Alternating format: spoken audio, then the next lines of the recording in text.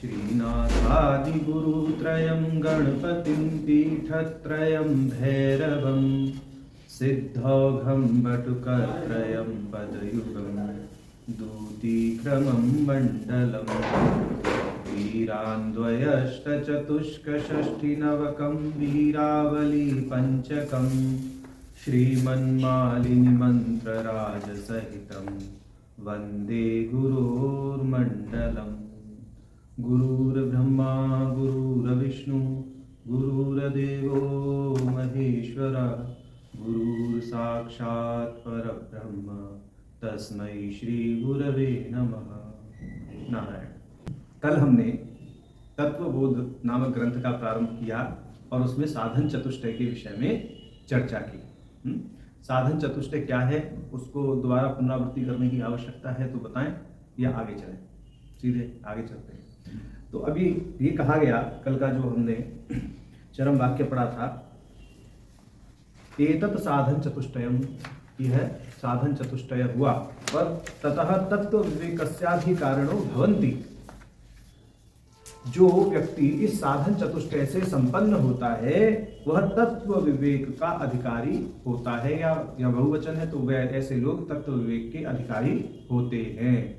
अब यहाँ तत्व विवेक कहा गया, तत्व के साथ में विवेक को जोड़ दिया। हालांकि ग्रंथ का नाम तो तत्वबोध है, वो एक अलग विषय है, परंतु यहाँ तत्व विवेक के अधिकारी होते हैं। तो विवेक का लक्षण क्या बताया था? नित्य और अनित्य का भेद, ज्ञान होना कि नित्य क्या है, अनित्य क्या है। ठीक है। तो अब यहाँ पर जो तत्व विवेक है वह तत्व विवेक क्या है, ऐसा प्रश्न करके उस विवेक के आधार पर ही वो कहेंगे एक तरफ ब्रह्म है एक तरफ जगत है। जो ब्रह्म है वो सद वस्तु है, जो जगत है वो मिथ्या है। जो ऐसा जानता है, या इसी प्रकार का यह तत्व विवेक कहा गया है, ऐसा करके अब आगे कहेंगे। तो आगे का प्रकरण तत्व विवेक पर प्रकाश डालता है। ग्रंथकार कहते हैं तत्व विवेक कह। तत्व विवेक क्या है? माने ग्रंथ के पूर्व में अभी कहा गया जो साधन चतुष्टय संपन्न अधिकारी है वो तत्व विवेक का ज्ञान करने में अधिकृत है। तो फिर ये तत्व विवेक क्या है? सबसे पहले तत्व विवेक को बताया जाए। तो ग्रंथकार ने प्रश्न उपस्थित किया, तत्व विवेक कह। अब इसके उत्तर में कहते हैं आत्मा सत्यम तद अन्यत सर्वम मिथ्या इति। यही तत्व विवेक है। जो भाई विवेक का अर्थ क्या था? नित्य अनित्य का ज्ञान होना। नित्य क्या है, अनित्य क्या है, तो वही चीज यहां बोल दी इन्होंने। तत्व विवेक, तो तत्व क्या है? ब्रह्म, और विवेक क्या है? नित्य अनित्य का ज्ञान। तो ब्रह्म ही सत्य है, बाकी है जगत या ब्रह्म से अतिरिक्त जो कुछ है वो सब मिथ्या है। देखिए, एक है सत्य, एक है असत और एक है मिथ्या। व्यवहारिक दृष्टि से समझिए क्या है। सत्य वह जो हो जिसका कभी भी अभाव अनुभव में ना आए, वह वस्तु सत वस्तु होती है। तो एकमात्र वह तत्व ही सत तत्व है। अब असत क्या है? जो हो ही नहीं, जिसके होने की संभावना ही ना हो। जैसे बांझ का पुत्र, बंध्या पुत्र, जो ना हो ही ना होने की संभावना हो, ऐसी वस्तु असत। और मिथ्या क्या है? जो एक क्षण में हो दूसरे क्षण में ना हो। जैसे हमारा शरीर है, रज्जु में सर्प जैसे, हाँ वो भी कह सकते हैं, वो भ्रम के कारण है। ठीक है ना। अब ये है, आज ये मोबाइल है, 2 साल 3 साल बाद इसकी अर्थक्रिया कारिता समाप्त हो जाएगी, अपडेट्स आने बंद हो जाएंगे। ठीक है, तो ये मिथ्या है। असत वो है जो हो ही नहीं, और सत वो है जो तीनों कालों में वर्तमान रहे और कभी परिवर्तित ना हो। तो यहाँ जो कहा आत्मा सत्यम, जो आत्मा है, जो ब्रह्म है, जो परम तत्व है, वह सत्य है, यानी अपरिवर्तनशील है, तीनों कालों में वर्तमान है।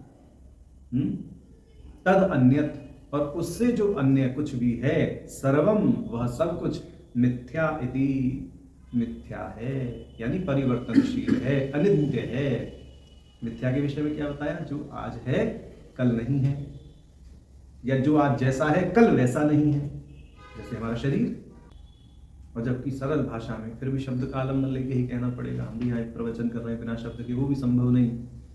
फिर भी सरल भाषा में कहो तो ये कि वो है, बस है, इससे ज्यादा कुछ नहीं, वो है। जैसे यहाँ कह दिया ना, आत्मा सत्यम तद अन्यत्र सर्वम मिथ्या इति। तो भाई ये आत्मा क्या है, अब उसका विचार किया जाए। क्या कहते हैं, आत्मा कहो, आत्मा क्या है? स्थूल सूक्ष्म कारण शरीरात व्यतिरिक्तः। जो स्थूल सूक्ष्म और कारण तीनों शरीरों से पृथक है। निषेध कर दिया ना, माने स्थूल सूक्ष्म कारण ये तीनों शरीर आत्मा नहीं है, इनसे अलग कोई वस्तु है जो आत्मा है। ठीक, निषेध मुख से हो गया। अब आगे कहते हैं पंचकोशातीतः सन, माने पांचों कोशों से भी परे है जो। यहां भी क्या किया उन्होंने, निषेध मुख से कहा पांचों कोशों से परे, यानी पांच कोश भी आत्मा नहीं है। अब आगे कह रहे हैं अवस्था त्रय साक्षी, जो तीनों अवस्थाओं का साक्षी है। सच्चिदानंद स्वरूप सन, वह सच्चित और आनंद स्वरूप है। यह तिष्ठति स आत्मा, माने जो सच्चिदानंद स्वरूप होकर के स्थित है वह आत्मा है। ऐसा यहाँ पर ग्रंथकार क्या कर रहे हैं, व्याख्यान कर रहे हैं।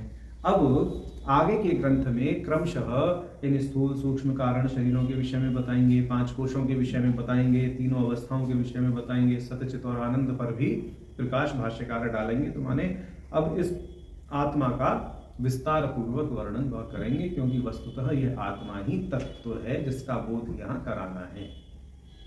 और ग्रंथकार को इस आत्मा का बोध कराना ही, अर्थात ब्रह्म का बोध कराना ही अभिष्ट है।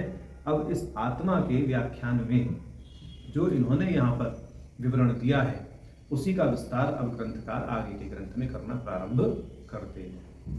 तो ग्रंथकार कहेंगे स्थूल शरीर के विषय में कि ये जो पहले कहा गया कि आत्मा जो है स्थूल सूक्ष्म और कारण शरीर से व्यतिरिक्त है, तो इस वाक्य में जो स्थूल शरीर पद आया है उससे क्या समझना चाहिए?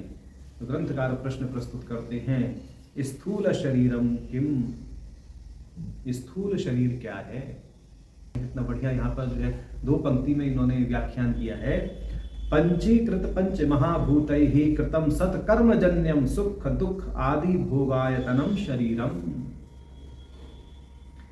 पंचीकृत पंच महाभूतों से जो बना हुआ है और सत्कर्मों से जो उत्पन्न है, ये मानव शरीर की बात है, कुत्ते बिल्ली के शरीर की बात नहीं है। ये ध्यान रखिएगा, क्योंकि यहाँ पर जो तत्व बोध हो रहा है वो किसको हो रहा है? साधन चतुष्टय संपन्न मानव शरीरधारी जीव को हो रहा है। तो इसलिए यहाँ पर जिस स्थूल शरीर की बात हो रही है वो मानव शरीर की बात है, इसीलिए यहाँ पर सत्कर्म जन्यम ऐसा पद आया है। क्योंकि स्थूल शरीर तो और पशुओं का भी है, कुत्ता बिल्ली सूअर आदि इन सब का भी है। सत्कर्म जन्य जो यह स्थूल शरीर है, जो हम लोगों को प्राप्त है, मनुष्यों को प्राप्त है, उनकी यहाँ बात हो रही है। तो यहाँ कहा कि पंचीकृत पंच महाभूतैः कृतम सत्कर्म जन्यम सुख दुख आदि भोगायतनम शरीरम। तो जो पंचीकृत पंच महाभूतों के द्वारा निर्मित है और सत्कर्मों से उत्पन्न होने वाला सुख दुख भोगने का जो स्थान है वह शरीर स्थूल शरीर है, और वो 6 विकारों से युक्त है। षड विकार कौन से हैं?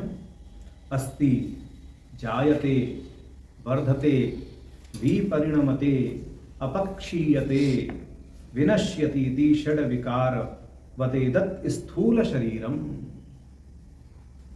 यह जो स्थूल शरीर है यह 6 विकारों से युक्त है। पहले तो अस्ति, अस्ति का अर्थ है इसका होना। किसी भी योनि में आने के लिए शरीर का होना आवश्यक है। आप बिना शरीर के योनि का भोग नहीं कर सकते, चाहे वो देवी योनि ही क्यों ना हो। उनके शरीर के अपने माप परिमाप और लक्षण होते हैं, ठीक है, इस दृष्टि से। तो पहला इसका विकार है अस्थि, माने होना, शरीर का होना आवश्यक है किसी भी योनि में आने के लिए, ये अपने आप में एक विकार है। ठीक। जन्म माने यह गर्भ से उत्पन्न होता है, यह इसका दूसरा विकार है। तीसरा विकार है वर्धते, माने इसकी वृद्धि होती है। सब अपने शरीर पे घटाते चले जाओ। फिर विपरिणमते, इसका परिवर्तन होता है, क्षण प्रतिक्षण यह परिवर्तित होता रहता है। अब आगे कह रहे हैं अपक्षीयते, इसका क्षय होता है नहीं होता? आपकी स्किन रोज ऊपर की लेयर छुटती है नहीं छुटती, क्षय होता है नहीं होता है। और आगे कह रहे हैं विनश्यति, और अंत को भी प्राप्त होता है। ये इसके 6 विकार हैं शरीर के, और इन 6 विकारों से युक्त स्थूल शरीर है। ठीक है, तो ये स्थूल शरीर के विषय में इन्होंने बताया। अब आगे कहते हैं ये सूक्ष्म शरीर के विषय में कि सूक्ष्म शरीरम किम, सूक्ष्म शरीर क्या है। अब स्थूल शरीर तो पंचीकृत पंच महाभूतों से बना। अब यहाँ पर अपंचीकृत पंच महाभूतों की कुछ बात की जाएगी। ये कहेंगे अपंचीकृत पंच महाभूतैहि कृतम सत्कर्म जन्यम सुख दुख आदि भोग साधनम। वहां भोग आयतन था, यहाँ भोग साधन है, ये अंतर है। ठीक। तो जो सूक्ष्म शरीर है यह अपंचीकृत पंच महाभूतों से बना हुआ है, सत्कर्म जन्य है, यह भी सत्कर्म के फल से उत्पन्न होने वाला है।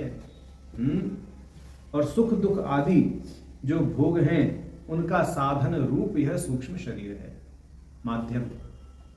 अब आगे उसके और व्याख्यान करते हैं। पंच ज्ञानेन्द्रियाणि, पंच कर्मेन्द्रियाणि, पंच प्राणादयः, मनश्चैकम बुद्धिश्चैका एव सप्तदश कलाभिः सह यत्तिष्ठति तत् सूक्ष्म शरीरम। तो सूक्ष्म शरीरम इन 17 कलाओं से मिलकर के बना है। कौन कौन सी 17 कला? 5 ज्ञानेन्द्री, 5 कर्मेंद्री, 5 प्राण, मन और बुद्धि। ये 17 चीज हुई और सूक्ष्म शरीर। चित्त और अहंकार नहीं आता इसमें। ऐसा है, सुनो, मन में चित्त का, ठीक है, और बुद्धि में अहंकार, अंतर्भाव कर लेते हैं। ठीक है, तो ये सूक्ष्म शरीर के बारे में आज हमने चर्चा की। कल हम इसको थोड़ा सा संक्षेप में और दोहराएंगे।